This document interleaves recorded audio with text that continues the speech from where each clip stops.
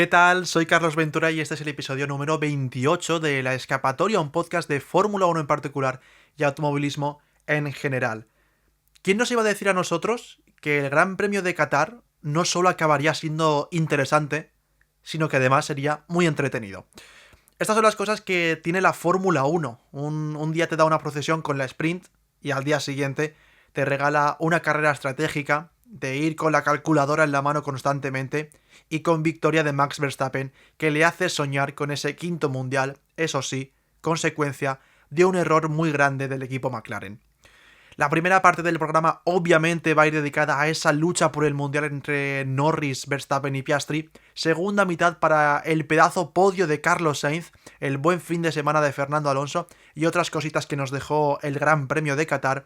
Y cerramos con el resto de categorías porque tuvimos Fórmula 2 con Fornaroli como campeón y el próximo fin de semana termina la Fórmula 1 pero empieza la Fórmula E en Brasil. Así que con toda esta actualidad comenzamos.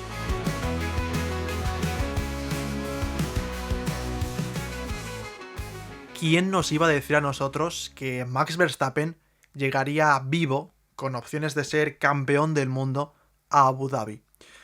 Yo creo que ni el más optimista de todos se lo podía imaginar, y ya no tan solo eso, es que llega por delante de Oscar Piastri a la última carrera del año y, como todos sabéis, a 12 puntos de Lando Norris. Es difícil, luego haremos las matemáticas, pero más allá de eso, sea campeón Verstappen o no, hay que poner en valor la pedazo temporada que ha hecho. Porque básicamente lo que ha hecho en este 2025 es poner de manifiesto otra vez que es el mejor piloto del mundo. Y gestas como estas lo mete de lleno también en la discusión de ser uno de los mejores de la historia, si no el mejor. Y esta temporada 2025 va a romper con ese mito de que el del subcampeón no se acuerda a nadie, porque lo más normal es que Lando Norris acabe siendo campeón en Abu Dhabi, no pierda el mundial.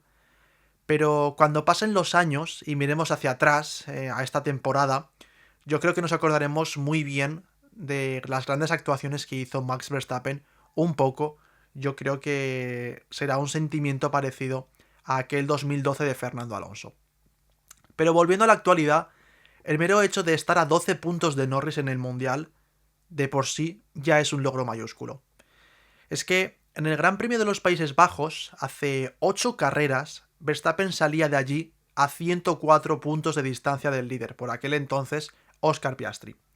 Es decir, en 8 carreras, Max Verstappen le ha recortado 92 puntos al líder del campeonato y le ha metido más de 100 puntos a Oscar Piastri. Una auténtica barbaridad. Pero seamos sinceros también. Si Verstappen sigue en esta batalla por el Mundial, es gracias a los errores que comete el equipo McLaren. Es que, si nos paramos a contarlos, son 16 los errores graves que cometen McLaren y sus pilotos a lo largo de la temporada, con los que se dejan muchos puntos por el camino. Y este listado a continuación es muy pero que muy duro. En Australia, Piastri falla bajo la lluvia, en Japón no hacen buena clasificación ninguno de los dos y se les cuela a Verstappen, que después gana la carrera. En Bahrein, con el mejor coche, Norris clasificó sexto. En Arabia Saudí, Lando toca el muro en su primer intento de Q3 y sale décimo. En Italia, igual que en Japón, Verstappen les gana. En Canadá, Norris la lía intentando adelantar a Piastri y acaba contra el muro. En Bakú las dos la lían, Piastri hace un 0 y Norris solo puede ser séptimo. Y en Singapur, Austin, México y Brasil, Piastri está muy pero que muy fuera. Y ahora, en Qatar, el equipo la lía a lo grande con la estrategia. El contexto en Qatar es que la Fórmula 1 impuso la obligatoriedad de realizar 2 paradas, poniendo un máximo de 25 vueltas por stint por compuesto de neumáticos. Y justo fue en la vuelta 7, ya es coincidencia, con ese accidente entre Hülkenberg y Gasly que llegó el caos. Y McLaren volvió a jugar mal sus cartas. Todos pararon en boxes porque salió el safety car, todos menos Piastri y Norris, que se quedaron vendidos en pista porque justo detrás tenían a Verstappen, que ya había realizado una parada por lo que virtualmente era líder con una ventaja de unos 26 segundos, que era lo que les costaba hacer la parada aquí. Y desde la radio, y también ya después en el post carrera, McLaren se justificó en que el resto se quedaban sin flexibilidad estratégica y bla bla bla. Para nada. En McLaren no entendieron que esta carrera era de posición y de estar delante sí o sí, porque adelantar en este circuito de Losail era muy complicado y eso se lo encontraron bastante más tarde. Y a todo lo pasado, igual es muy fácil verlo, pero no puede ser que los otros 9 equipos lo vieran al momento, nosotros desde el sofá lo estuviéramos viendo y ellos no. Si McLaren paraba a ambos, quizá Norris hubiese perdido mucho tiempo, porque tendría que haber tenido que esperar detrás de Piastri mientras le realizaban el cambio a él, y probablemente habría perdido la posición con Carlos, que también con Antonelli, pero Piastri hubiese ganado la carrera muy fácilmente, y Norris por lo menos habría tenido más de 50 vueltas para intentar quitarse algo de tráfico. Pero es que, por ejemplo, en otras circunstancias, si llegan a parar solo a Norris una vez ven que Verstappen está entrando, es decir, que Norris le sigue a boxes, Lando habría ganado aquí el Mundial porque habría sumado los suficientes puntos como para que matemáticamente ni Piastri ni Verstappen hubiesen llegado vivos a Abu Dhabi. Así que la conclusión con la que nos quedamos es que fue también otra vez culpa de esas reglas papaya, la de no perjudicar solo a un lado del garaje, casi que decidieron por ello no corregir sus errores, pero es que a la larga lo que hicieron es beneficiar y mucho a Max Verstappen.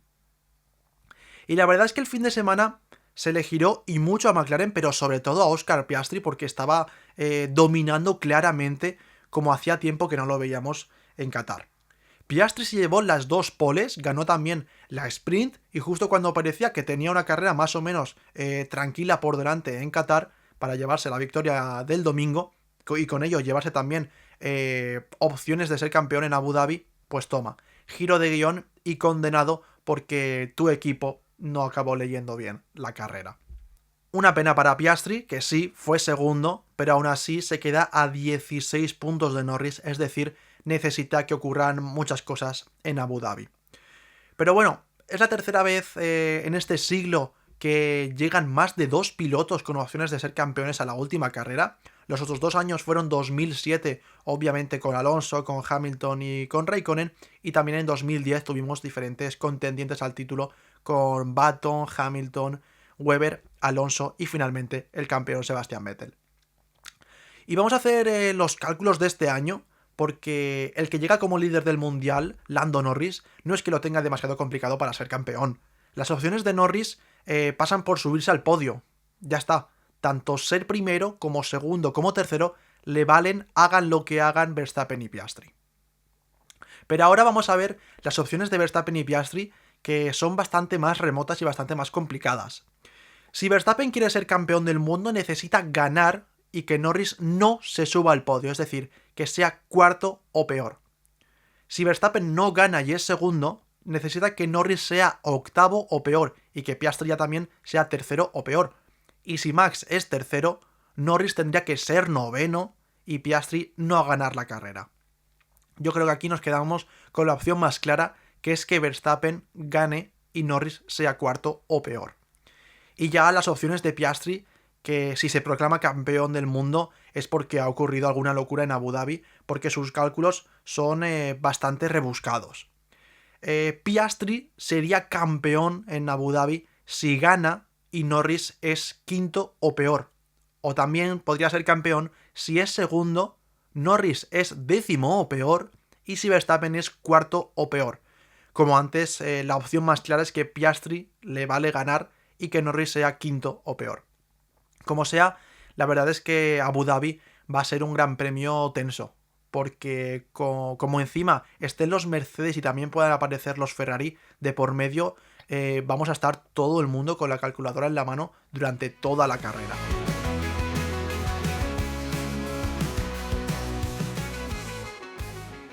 Y quitando la gran pelea por el Mundial entre los 3 de arriba, el gran protagonista del fin de semana fue Carlos Sainz, que se subió al podio en Qatar. La verdad es que es un podio de los que te dejan sin palabras porque es muy merecido y cocinado a fuego lento. y sobre todo que no nos lo esperábamos. Obviamente llega gracias al error estratégico de McLaren, pero el ritmo y la lectura de carrera que hizo Sainz y el equipo Williams es muy positivo, muy bueno, y mola que venga todo ese esfuerzo recompensado con un podio que nadie esperábamos. Digo que nadie esperábamos porque ellos mismos tenían señalado en rojo el Gran Premio de Qatar porque pensaban que no iban a ir demasiado bien en este circuito por el tipo de curva que hay. Pero dijeron que se la jugaron con el setup, que hicieron unos reglajes un tanto extremos, diferentes, y mira, funcionó muy pero que muy bien.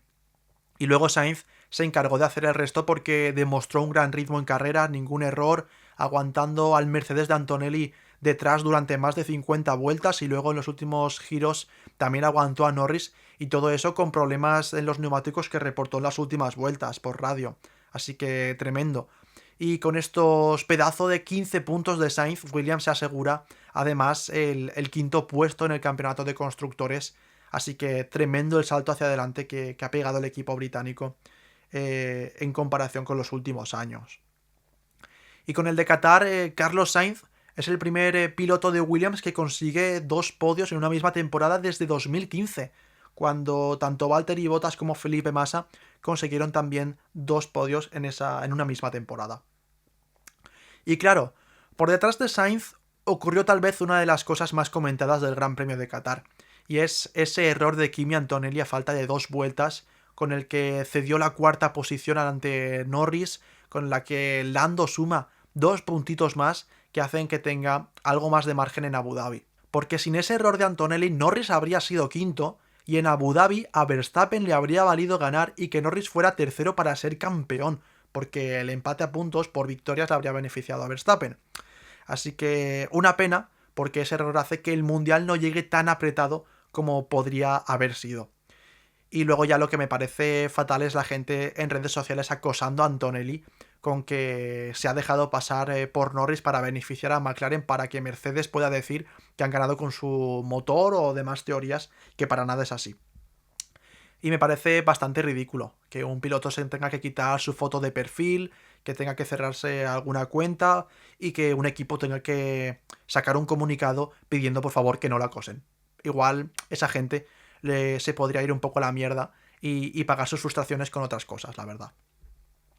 Pero bueno, seguimos hablando de cosas que nos dejó el Gran Premio de Qatar y tenemos que hablar, claro, de Fernando Alonso, que fue séptimo tanto en la sprint como en la carrera del domingo. Por lo que sale de Qatar con 8 puntitos, que pueden parecer poco, pero hacen que Aston Martin recupere esa séptima posición en el Mundial de Constructores por delante del equipo Haas, porque el equipo americano se fue de vacío y cae a la 8ª posición. Bueno, y casi se me olvida comentar ese trompo que hizo Fernando. La verdad es que es una pena porque de no ser por ello habría sido sexto, pero es que es el claro ejemplo del mal coche que es el Aston Martin, que hay que llevarlo siempre al límite constantemente para ir rápido, y cuando uno va al límite, pues claro, acaban ocurriendo estas cosas y los errores.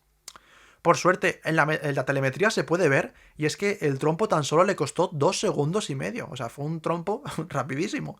Con lo que con esos segundos perdió posición con Hadjar y Russell, pero bueno, mira, por lo menos no fue más costoso, y además después Hadjar pinchó, por lo que en realidad tampoco le salió demasiado caro. Los que no fueron nada protagonistas, y hablan muy mal de ellos, es el equipo Ferrari. O mejor dicho, fueron protagonistas, pero para mal. Y es lo mismo de los últimos fines de semana. Leclerc intentando salvar la honra de Ferrari, que sufrió hasta para meterse en Q3 y luego en carrera fue 8º. Pero el que yo creo que ya se ha rendido es Hamilton. De nuevo volvió a caer en Q1, pero es que lo hizo en las 2 clasificaciones, tanto para la sprint como para la carrera del domingo. No pudo empezar más arriba que 18º. Y yo entiendo que este Ferrari puede ser complicado de pilotar. El claro ejemplo es el pedazo de trompo que se marca Leclerc en clasificación, súper rápido y peligroso, pero Hamilton no puede decir por radio que este coche no puede ir más rápido, porque básicamente tu compañero lo está metiendo medio segundo por vuelta más rápido. Y es que la luna de miel Hamilton-Ferrari no es solo que ya haya terminado hace tiempo, yo creo que terminó hace bastante, pero es que a este paso, como en 2026 no esté cómodo o Leclerc le siga estando muy por delante de Luis, cuidado que podemos estar hablando de que el futuro de Hamilton vaya directo hacia una retirada algo más temprana de lo que nos podíamos imaginar cuando fichó por Ferrari. Y por cierto, ya también para terminar en clave Fórmula 1, un saludo a Hülkenberg y a Gasly, que fueron los que generaron todo el caos con el Gran Premio de Qatar, con ese accidente con el que salió el safety car, con el que McLaren se equivocó en la estrategia y, por qué no decirlo, con el que Max Verstappen sigue vivo y con opciones de ser campeón del mundo en Abu Dhabi.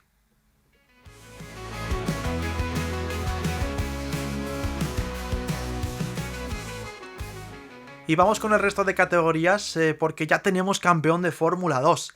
Y es que con ese segundo puesto y sobre todo con que los rivales estuvieron muy atrás, Leo Fornaroli se proclamó campeón de Fórmula 2 en su año de rookie. Y yo no os voy a mentir, este año es la Fórmula 2 que menos intensamente he seguido de las últimas temporadas, porque todos pensábamos que varios pilotos darían un serio paso hacia adelante por la lucha por el campeonato y por el futuro de sus carreras, y al final se ha quedado algo descafeinada. Pero bueno, sobre Fornaroli me da la sensación de ser un piloto muy muy consistente, pero que no tiene esos altos picos llamativos, esos altos picos de rendimiento, y por eso probablemente es por lo que no va a estar en Fórmula 1. Recordemos que Fornaroli en realidad se ha marcado un Bortoleto, un Leclerc, un Russell, es decir, ha ganado la Fórmula 3 y la Fórmula 2 de forma consecutiva siendo novato. Y pese a ese salto de calidad de los 2 últimos años, al final subir a Fórmula 1 no tiene nada que ver con el resultado, sino que muchas veces pasa por estar bien colocado en alguna academia y sobre todo tener suerte y que se generen huecos en Fórmula 1. Y en cuanto a las carreras de los Losail, pues terribles. Auténticas procesiones, casi como todo lo que vimos en la sprint de Fórmula 1, y es que este circuito no está hecho para coches, pero bueno. Hay pequeñas cosas que por supuesto sí que podemos destacar, como por ejemplo el buen debut de Solov en la Fórmula 2, sustituyó ya a Pepe Martí en Campos, rozó el podio en la sprint, pero bueno, se enzarzó con Villagómez y al final no pudo ser, pero buenas sensaciones del búlgaro, y sobre todo destacar la victoria de Bergsol el sábado, siendo muy superior al resto, mucho más rápido, con mucho más ritmo que los demás, y también victoria en la carrera larga de Víctor Martins, que maquilla un poco el paso tan turbulento que ha tenido en los últimos meses por esta categoría. Y cerramos con la Fórmula E porque empieza este fin de semana. Lo hace con el E-Prix de Sao Paulo y ojo, notición de última hora, porque la Fórmula E se va a poder ver gratis en España porque RTVE ha comprado los derechos de esta temporada de la Fórmula E, que se podrá seguir por Teledeporte y RTVE Play. Así que ojalá suponga un pequeño boom de la categoría eléctrica en España, porque recordemos que este año tenemos a Pepe Martí en el equipo Kiro y tenemos E-Prix de España en el Jarama. Y por supuesto, seguro que la temporada de Fórmula E nos deja cosas muy interesantes, porque es una de las categorías más locas del automovilismo, la cual recomiendo muchísimo. Y hasta aquí el episodio de hoy. Por supuesto, animo a que apoyéis este podcast siguiéndolo en Spotify, también suscribiéndose en YouTube, al igual que me podéis seguir a mí en Twitter en @carlosf1ventura y en TikTok en @carlosventuraf1. Y como siempre, nos seguimos escuchando en la escapatoria.